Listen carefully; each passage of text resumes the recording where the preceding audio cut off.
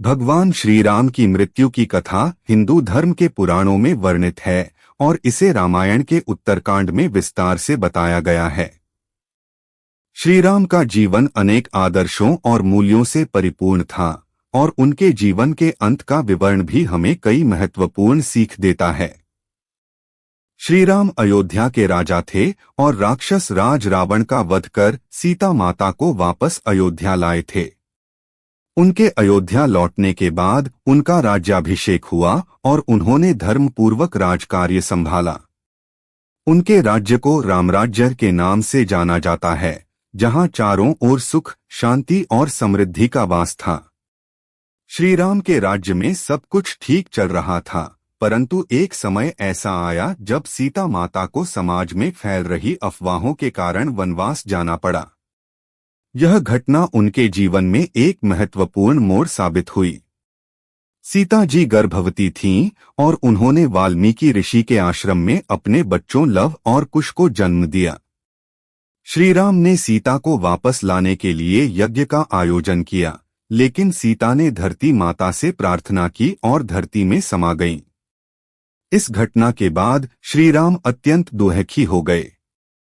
श्री राम का राज्यकाल आगे बढ़ता गया, लेकिन समय के साथ उन्हें यह आभास होने लगा कि अब उनका पृथ्वी पर रहने का समय समाप्त हो रहा है। एक दिन मृत्यु के देवता यमराज श्री राम के पास आए और उन्हें यह सूचना दी कि अब उन्हें इस संसार को छोड़कर वैकुंठ धाम जाना होगा।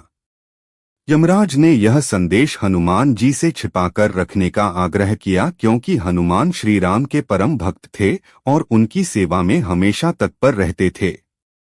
हनुमान जी को यह बात पता न चले, इसके लिए श्री राम ने लक्ष्मण से कहा कि वे द्वार पर पहरा दें और किसी को भीतर न आने दें। कुछ समय बाद ऋषि दुर्वासा द्वार पर आए और लक्ष्मण से अंदर जाने की अनुमति मांगी। लक्ष्मण द्वार पर पहरेदार थे और उन्हें आदेश था कि कोई भी भीतर न जाए, परंतु ऋषि दुर्वासा क्रोधी स्वभाव के थे और लक्ष्मण को यह भय हुआ कि यदि उन्होंने उन्हें प्रवेश करने से रोका तो ऋषि उनका शाप दे सकते हैं। इसलिए लक्ष्मण ने उन्हें भीतर जाने दिया।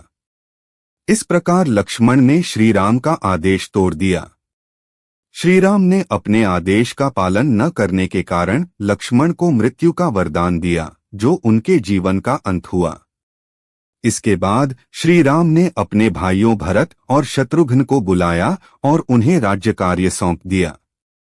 श्री राम ने सरयू नदी के किनारे जाकर ध्यानमग्न होकर समाधि ली और अंतः जल में प्रवेश कर वैकुंठ धाम चले गए। श्री राम की मृत्यु एक सामान्य मृत्यु नहीं थी, बल्कि यह उनकी लीला का एक हिस्सा था। उन्होंने पृथ्वी पर अपने अवतार का कार्य पूर्ण कर लिया था और अब उनका इस संसार से विदा लेने का समय आ चुका था।